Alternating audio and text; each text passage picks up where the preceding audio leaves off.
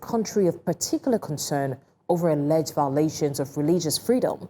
Lawmakers say that the move is based on misinformation and risks undermining Nigeria's sovereignty and its global image.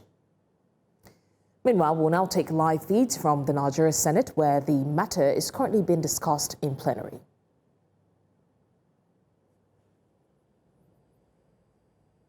About 250 people died. We have all the documents with us, and I think as a parliament, we must take a position and we must join hands with the government to inform the US and the US Congress that the position they are taking is not in tandem with the reality of what is going on. And we condemn criminal acts, we condemn terrorists, we are not in support of them, and we will do everything possible to make sure that we have a peaceful Nigeria.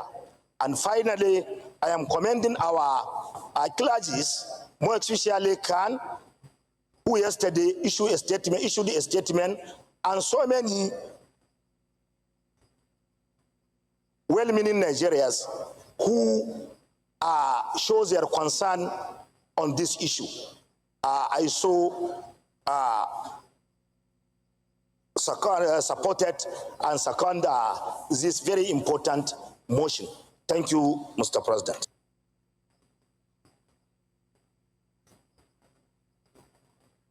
Distinguished Senator Jimoh Ibrahim. Thank you very much, Mr. Senate President. My distinguished colleagues, my name is Jimoh Folorunso Ibrahim, representing Ondo South. I'm in alignment with the burial submission in respect of this bill, this motion. But let me just make a short comment. We need to engage knowledge at this time to understand the strategy of the terrorists. We must come to terms to understand the strategy of the terrorists and their praxis. And I think, Mr. Senate President, there might be need for us to have a closed session because it's a security matter. So dissealment of fundamental information that are very secret cannot be said here openly. We need to understand the tactics and the praxis of the terrorists. And we must now engage the executive about counterterrorism, because the argument is that most of the launch counterterrorism approach are not sufficient enough to actually engage the terrorists. The summary of my submission is that unless we can place in proper perspective the strategy of the terrorists, it will be difficult, Mr. Senate President, unless we engage knowledge and know the strategy of the terrorists. It will be difficult for us to actually suggest what counter-terrorism strategy that you engage to get this thing out of us. It's not a sympathy matter. The moment the United States Senate knows that we are doing this engagement, then obviously speaking, they cannot pass anything over there. The key thing, the summary of my submission is that we must engage knowledge, one, to understand the strategy of the terrorists. If we get that one documented and we know it very well, we must now know what counter-terrorism are we going to use before we go to dissemination of information and political propagandas and all the rest. Life is priceless, Mr. Senate President. And I must thank you again for approving security summits in this Senate, being headed by Senator Okoyemi also. And I think this is very important.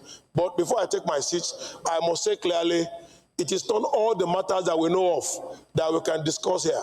We must go into executive session to particularly to define and redefine our counter-terrorism. I'm just back from the United Nations Counter-Terrorism Conference, and I was able to persuade the participants there from about 180 countries that our counter-terrorism approach adopted by Mr. President in respect of Rivers State was the best to do, because we cannot allow Nigeria, to be a battleground for intervention engagement arising from insufficient security from outsider. And they agree with me, but they were able to get the information that the executive counterterrorism was not lawless. And I challenge them, mention one person that was killed in Rivers State within the 6 months of state of emergency. That means our counterterrorism works very well there. In this matter, on this motion, Mr. Senate President, there is need to engage knowledge. Let's refer back to executive session at appropriate time to discuss and evaluate terrorist strategy.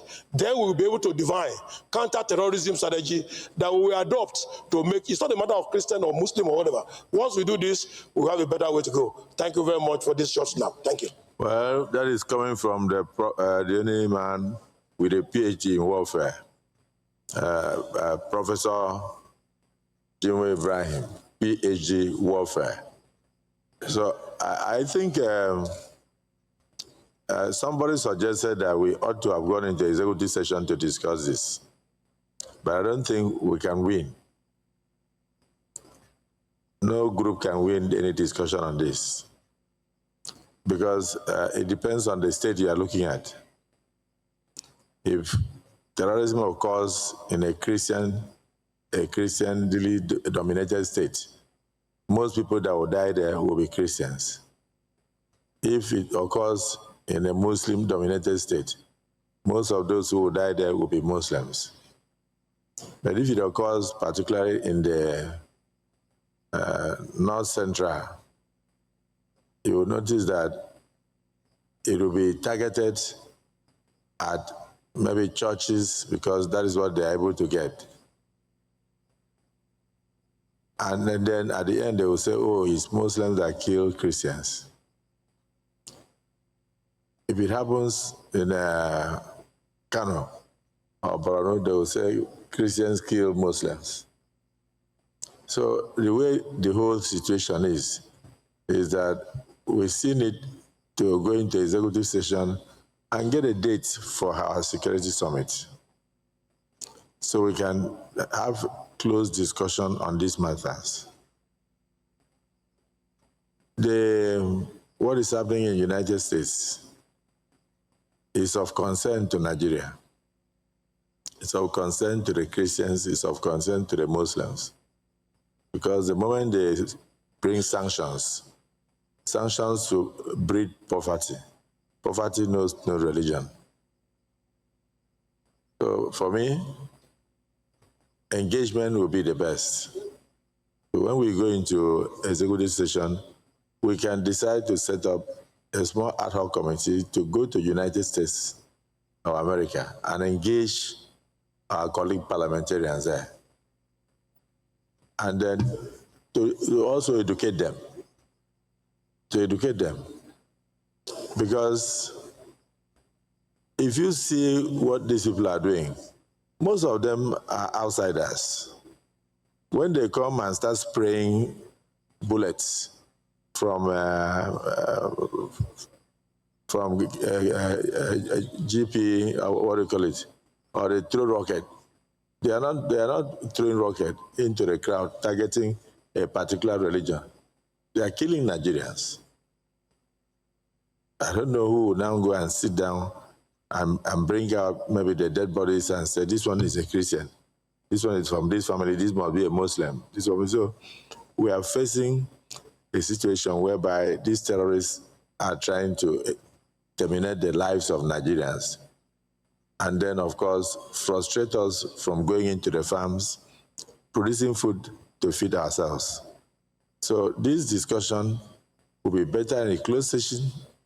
And I think at the end of the day, we should actually have a small team that should visit our colleagues and also put the other side. Because some people must have gone there to give a one-sided story. And at the end, it will now look as if only Christians are being killed by terrorists in Nigeria. But I can tell you that a lot of Muslims have lost their lives in the last 5-10 years. The same way Christians have also lost their lives. So my personal opinion is that Nigerians have lost their lives as a result of insurgencies, banditry, and others. So if you look at what is happening in the Southeast, predominantly Christians, most of those that are killed in the Southeast, including the late husband of our demised icon, Dora Akunyili, the way the man was shot dead and everything will you come and ascribe that to religion? I'm talking about what IPOP is doing. You see brothers killing brothers. Okay, so the sit-at-home that is going on Mondays in the Southeast that has almost crippled the economy of the Southeast, is it targeted at Christians or Muslims? So Nigeria has complex security situations, and we should actually go out there and educate people so that they will know what to do. But when they just come out with a one-sided motion, it means they have a target, and that target is to strangulate the economy of Nigeria. That's my personal opinion. So it's left to us as a parliament to take proactive actions and be strategic in our response. If we stay here to give figures and instances where Muslims were killed or where Christians were killed, then we are not helping the situation. Ours should be, what do we do to ensure what Senator Jimoh Ibrahim said, counter terrorism? How do we respond to the guerrilla tactics of the terrorists, whether internal or external aggressors? So let's go into the prayers. Is there anybody that is opposed to this motion?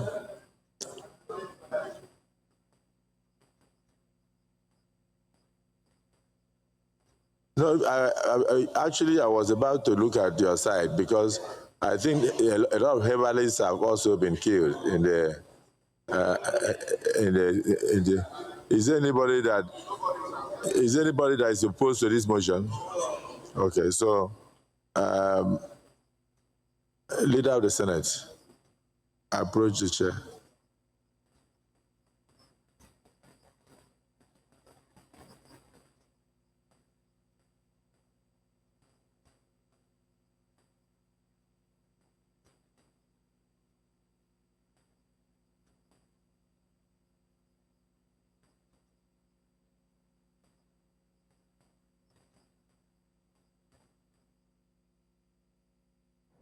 All right, to discuss more on this, we're joined by a legal practitioner and public affairs analyst, Barrister Vincent Ottaokpukpu. Barrister Vincent, thank you so much for joining us. I'm sure that you were following the live session as well. We're talking about the persecution, the allegations of Christian persecution. How credible would you say these claims are, the claims that are made labeling Nigeria as a country of particular concern for religious freedom violations? Yes, thank you for having me. Quite a number of ugly situations we've had in Nigeria where Christian-dominated areas were targeted and attacked. We have also instances where Muslim-dominated areas like mosques and what have you were attacked. So it is a question of great national importance and the national borders on national security. Then we will not, I don't think that anybody should sit down in Nigeria and ascribe any blame or to the United States Congress or any bill being sponsored as, I think, Rary Moore sponsored a bill with respect to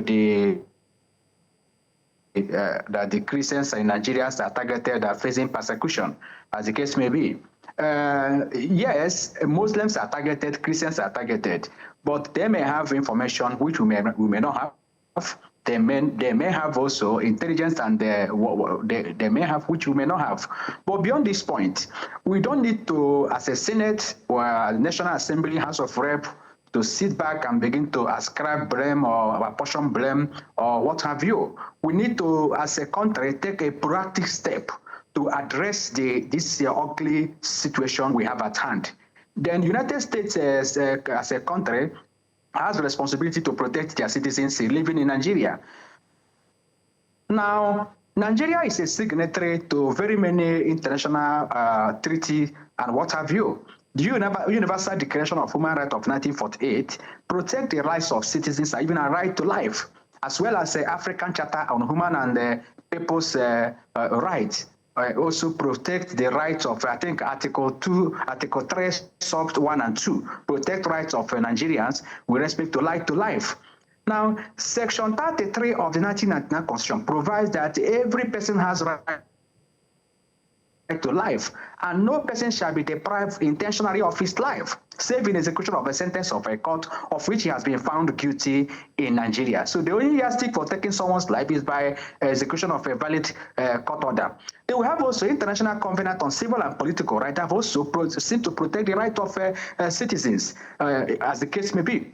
In 1976. So the bill being promoted, being sponsored by the United States Congress, of which, if passed into law, I think there is a move to direct the U.S. Secretary of State Rubio to take immediate diplomatic action, and which will not be of interest, Nigerian interest, because that may metamorphose to seizure of selling selling of arms and whatever you have to Nigeria to fight the insurgency and Boko Haram and what have you. So we need to take a proactive step in Nigeria to demonstrate to these foreign countries that yes, we have this situation at hand, we have insecurity at hand, we have various attacks, criminal attacks going on across board in Nigeria, both to the Christians and Muslims. But we are taking proactive steps to tackle it as a country. We don't need to, but the fact remains that, in Benue State, we have had a situation where herders and farmers have crashed. And there are so many areas